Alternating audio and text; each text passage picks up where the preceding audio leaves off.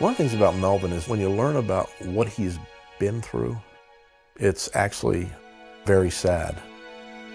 It's the kind of story people write in books or go to the movies to see, and you leave with a tear in your eye and a heaviness in your heart. What I learned from Melvin most of all is this: kindness and forgiveness. Melvin never holds a grudge. He's so willing to live life and take what's there and not dwell on what has happened to him. I learned a lot from that kid.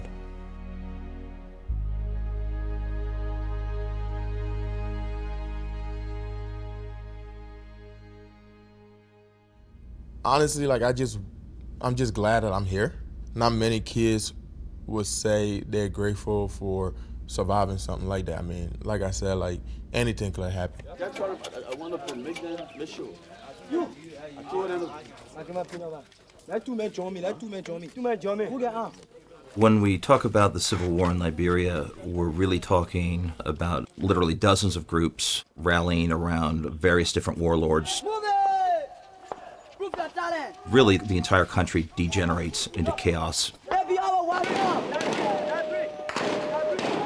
Somewhere north of 400,000, some people will say up to 750,000 people die.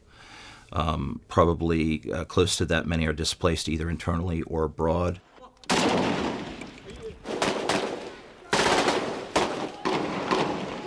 You could not identify who was who. They were not uniform to say, oh, this person belongs to this group, or this person belongs to this group. So it was all Liberian, just killing each other for no reason. Child soldiers are very prominent in the Liberian Civil War, and they are actively recruited by warlords. Some of the ways in which violence is carried out are often quite brutal. Efforts to come in and literally burn down entire villages. A forced rape, and by some estimates during the war, somewhere north of 75% of women were raped. You walk in the street of Monrovia, any part of Liberia, you see bodies all over the street, and nobody doing anything. The leadership was disorganized, nobody to give accountability of what is going on in the country.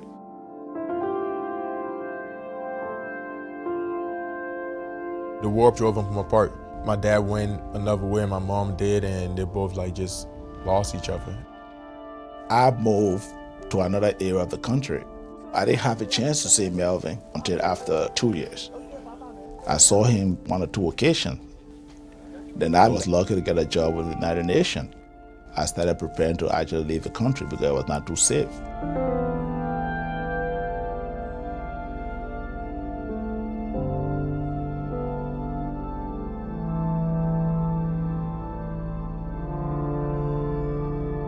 It was a very difficult moment for me. It was hard. Not only Melvin alone, but relatives, friends, brothers, sisters, and leaving everybody and coming into a country that you don't even know anybody here. It was a difficult situation to do. But I wanted to do something that would be able to benefit everybody. So I took that chance. Did you fear for Melvin's life? It was my greatest fear. One of the crazy moments I can remember clearly is we were running away and we got in this warehouse. We're like, okay, we thought nobody was gonna penetrate through there. I was sleeping at night and then I woke up, opened my eyes. There were these soldiers over my head with guns pointing at family members and kids. It was terrible.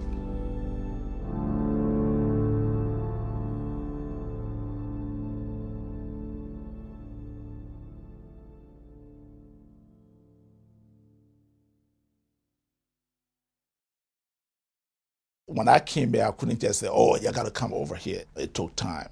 It took about 3-4 years. When I got approved, I sent that document back to the country. Conversation my mom and I had, she said, he's trying to send for you. My whole mindset was okay, that's good. I'm ready, we can go. Then she no, not us, just you. Then that whole conversation changed again.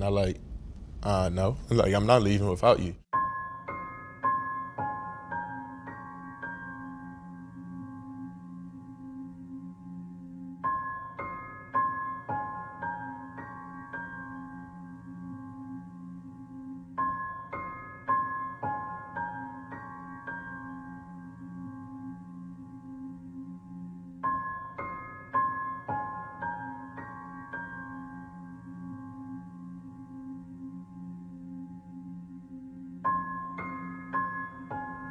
My mother mean the world to me. Those 8 years in Liberia, I learned so much from my mother. She didn't want me to just stay in a country where like I couldn't really help myself. My dad finally got everything set up. Me and my mother going to the airport. Then time to get on the flight, talking to my mom, looked at her, didn't want to leave her. I like ran off. Come back the next day, another flight, but this time I went to her like, you gonna come? She's like, yeah. She's like, yeah, I'm coming this time, I'm coming with you. We like sat down, took a family picture. That's the only picture I had of my mom. After we took the picture, she got up and gave me a hug. Then she like, be safe. Like, I know you're gonna do good things up there, but I want you to promise me something. I like, what? She like, when you land in the US, do not ever forget about me. And my reply was, I would never ever forget about you. All right, let's go. Time to get on the plane. Hurry up and go get your seat first. So I thought my mom was coming with me. And I turned around. She wasn't with me. And next thing I looked, this plane was taking off.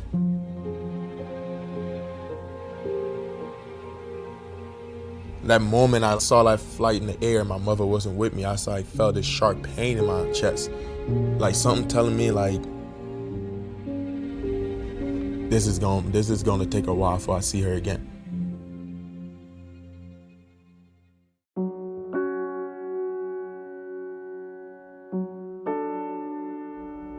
I knew from the moment I got on the flight, it was gonna take a while before I see my mom again. I just didn't know exactly how long it was gonna take, but I knew it was gonna be a long time because I knew for a fact that she just couldn't come to the US like that. Now, like, what am I gonna do without her? When I came to the country, we moved to Baltimore. When he came, he was not really excited to see me. He had not seen me. Like, that connection, that boundary was not there. Coming to a man who has not been in his life for a long time and leaving somebody who he has been used to. For the first 2 to 3 nights, I barely could sleep because I just couldn't get myself to pass the whole idea that I was like a day and a half away from my mom pretty much. For the first few weeks, honestly, it was a lot of crying for me. I remember telling my dad, I want to go back home to my mom. Really, I remember telling him word for word, I want to go back home to my mom. I don't want to be here. I don't like it. I don't want to be here. I want to go back. I want to leave. Send me back.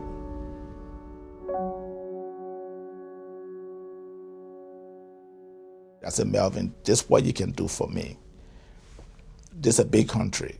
You got to focus on school. Regardless of the situation that's going on, keep focused and get your education because nobody takes that away from you. And that will benefit your mom. Education will help you to be settled down. And if you want to rejoin your mom or you want to bring her over here, that's the only way to go. So when I came up here and started going to school, kids made fun of my accent, you know? I mean, I didn't like that. So I remember this one time I kicked a kid, bleeding. I got a spell.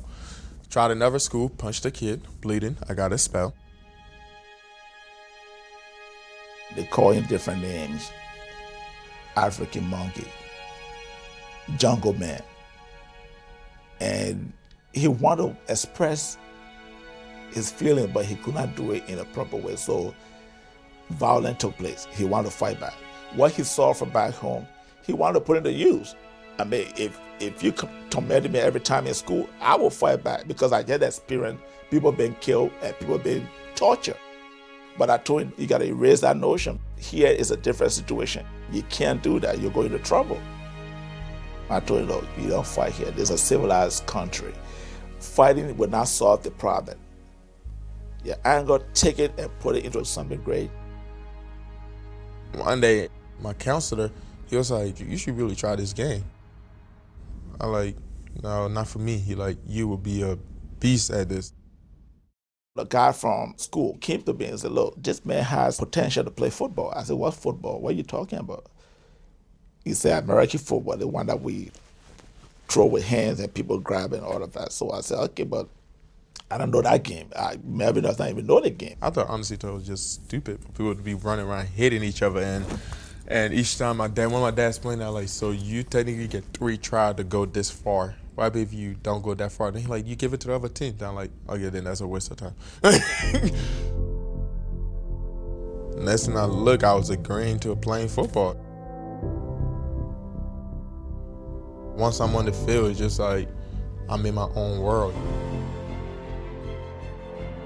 Football is the way that I like got over some of my problems. Playing football helped me relax my mind of always thinking so much about my mother and all this stuff that happened back home.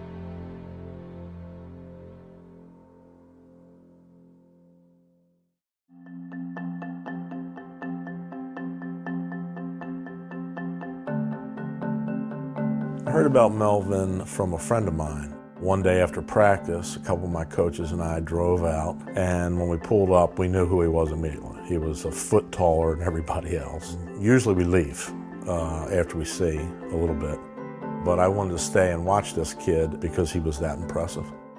Then after practice, I started talking to him. After about 2 minutes, I couldn't stand him. He hated me the first time he met me. He just sat there with a silly grin on his face. They asked me a question, I'm like, Like I barely could open my mouth and talk. We got a call from a rec league coach saying, how did you like the kid? And I said, I don't want him. He's not a good fit for us. He said, why do you say that? And I said, he didn't speak. And he said, well, he didn't speak because you probably wouldn't understand a word of the English he was speaking, and he's self-conscious about it. I said, all right, we'll give him another chance. Went back out the next week, and he was as sweet a kid as I've ever met.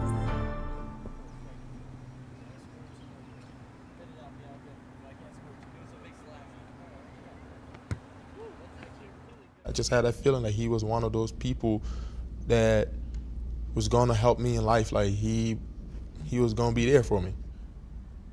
When I decided to go to Gilman, the first few weeks of Gilman was kind of hard because buses don't come that far. His dad worked a couple of jobs, and so wasn't able to get Melvin to school. And so Melvin was coming late and staying late, and it was hard. It was impeding his success academically and everything else. Then Coach Poggi realized that he offered my dad, look, I don't want this kid to keep being late to class. Like, that's not good. Like, I want to help. If it's okay with you and your family, my wife and I are willing to have him live with us during the weekdays, then he can come home on the weekend. Honestly, I love my dad, He gave me the decision. He what you want to do? Of course, I said, yeah. Once I moved in with them, it was really weird the first time. I walked in, they're all just sitting there waiting to greet me. Once again, I'm all quiet, don't know what to say. It took a while to get used to them, but I was very happy that I stepped foot in that house. He went to school with the kids every morning, came home with the kids every night, got his lunch packed, did the whole 9 yards. He's been, I would say, all Poggi since then. Whenever we go to dinner, Melvin goes. Whenever we're with Amy's parents or my family, Melvin's there, and certainly Christmas. Whatever Amy and I got the other boys, we got Melvin. He's just a part of the family, always.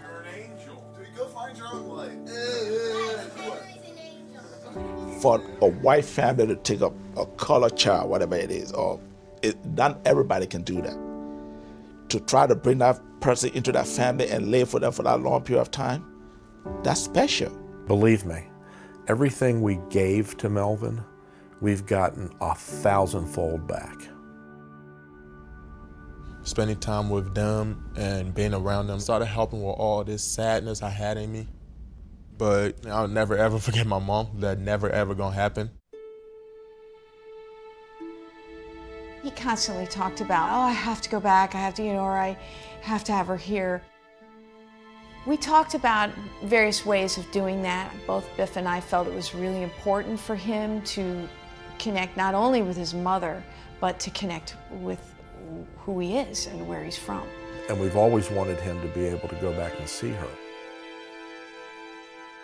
The fact that he was separated from his mother at the age of 8 in a very painful way, we definitely wanted him to go back, but it had to be safe. There was the Ebola crisis in Liberia, there was safety issues. Those kinds of things took time to figure out. We actually wanted his mother to come here to visit also. We were always trying to help him get her on the phone, which is difficult. His mom does not have a direct phone line because where she lives, there's no communication. So we communicate through my uncle. I would call him and say, can you try to get Melvin's mom in the city? Then he would send somebody to the village to get her. And she would come to the city and wait for a day or two so Melvin can call. Talk to her like 3 times a month. It was always, I miss you. I wish you were here. I wish you never left me. I wish I could do something to come see you now. We would talk for like 20 to 30 minutes. Honestly, I just like to call my mom to hear her voice. My mother being back there, that's one of the reasons why I go so hard. The reason why I play.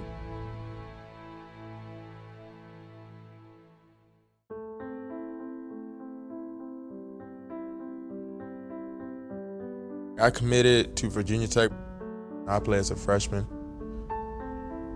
It was just one of those things where like my dad came to one game. After my freshman year, just figured it just wasn't the right school for me. I just wanted to come back home and be closer to my family.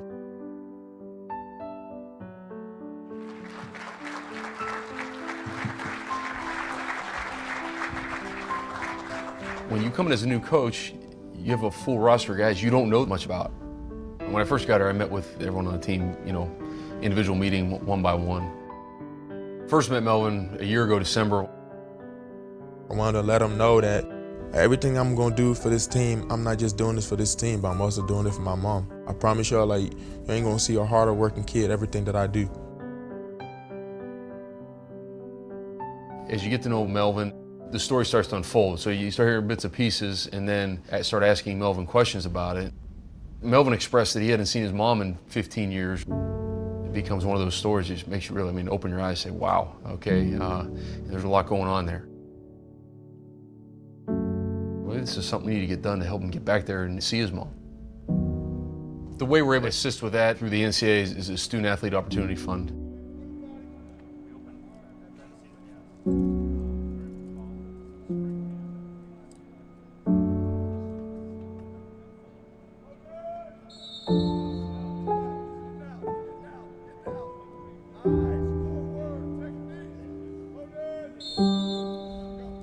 At first, I didn't believe it.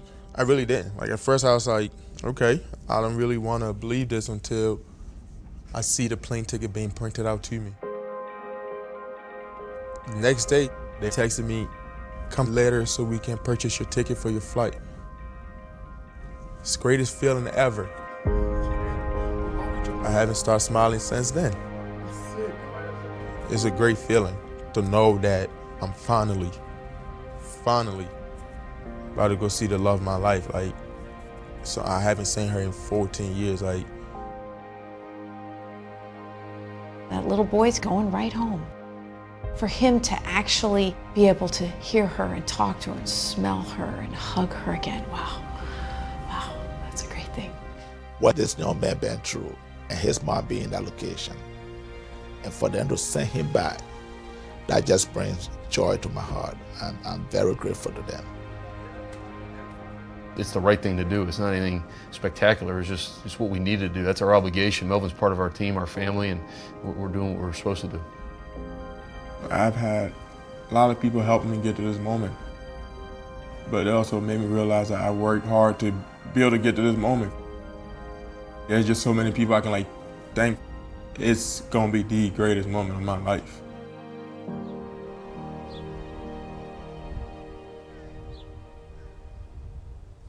Just packing some nice shoes for when I see her. So tomorrow my flight leaves at 5:40 from DC. So the first flight is 8 hours. We land in Belgium, switch planes, then straight to Monrovia Airport, my country.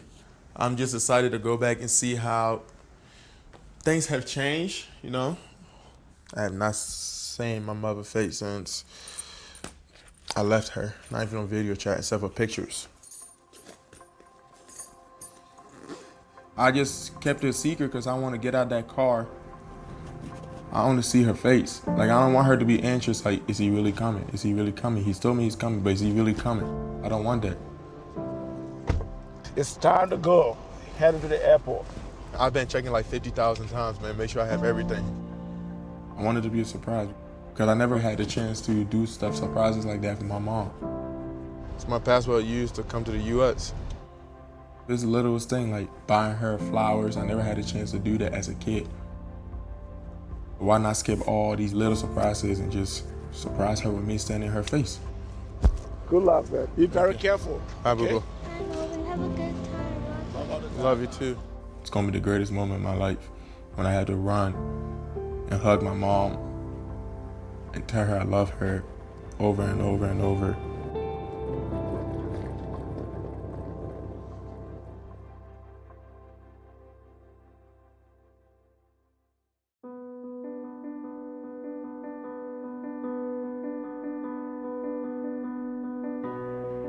Today's that day. The day that I finally be sitting on the plane to go see my mama. 14 minutes away from that airport. Still 20 hours away from Liberia. She's waiting for me. I just got my boarding pass and I am walking to my gate right now. Next stop, Belgium, man. And I got the window seat. It's surreal, man. This is really happening. Allowing any passengers behind you to continue along their way. This will expedite our boarding process.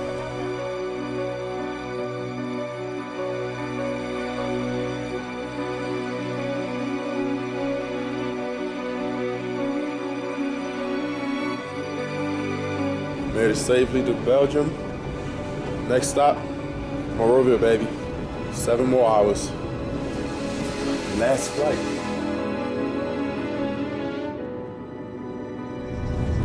Ladies and gentlemen, welcome to Monrovia. It's now 6:45. We're here, baby. We're here.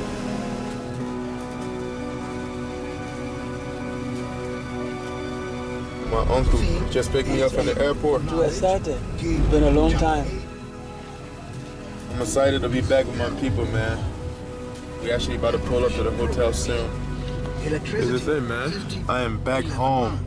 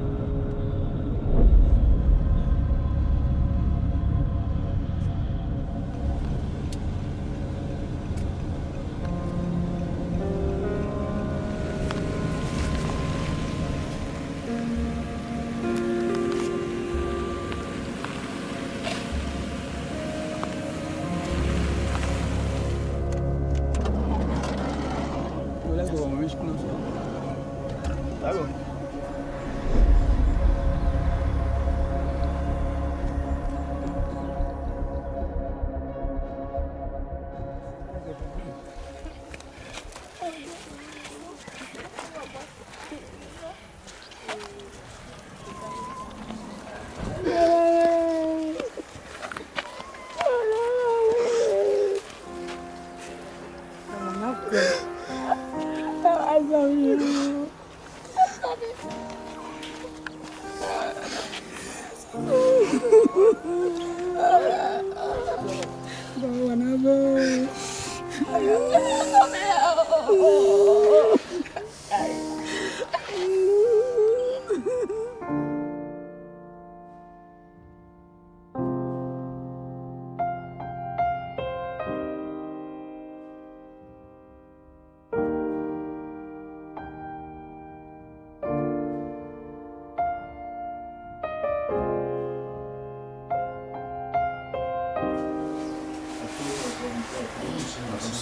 You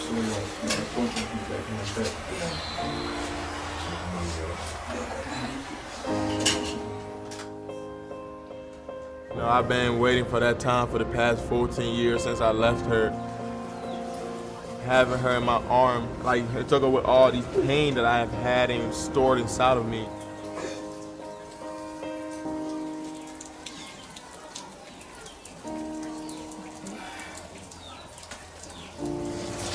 Years.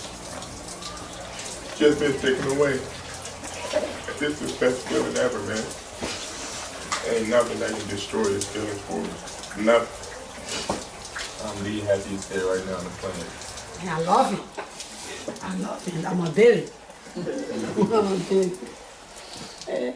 It was just amazing to see her smiling. She started doing her happy dance, thanking God for finally bringing me back to her. I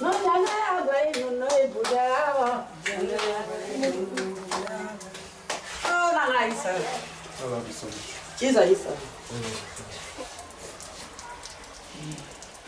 Me and her had a great moment the whole day. The next day we did as well. But then, like, me going back, I already knew, like, I wanted to do other things. Hi, Mom.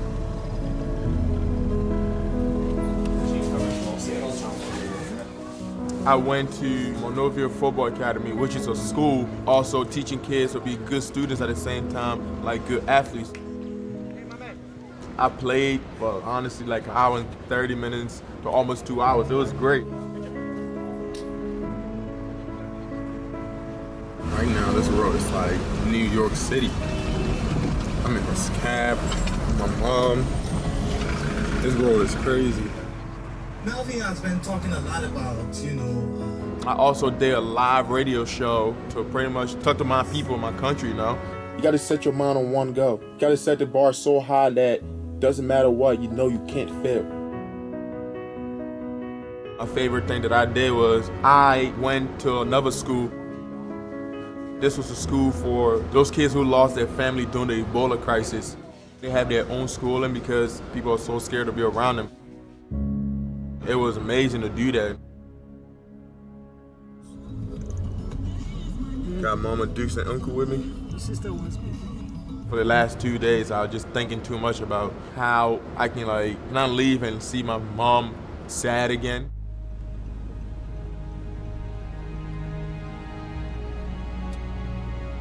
The whole ride to the airport, I didn't say a word to anybody. I was just quiet, just completely quiet, because I just wasn't ready to come back.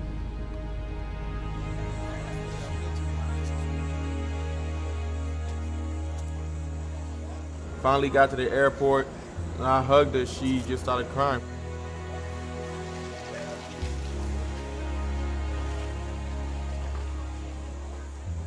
I mean, obviously she didn't want me to leave. I mean, it was hard enough for her to let me go the first time. The second time for me, I felt like it was harder. Saying goodbye to his mother. Sending me away again was something hard for me to deal with. So, I mean, it was just something that we both had to embrace and like know that it would be best for the both of us in the future.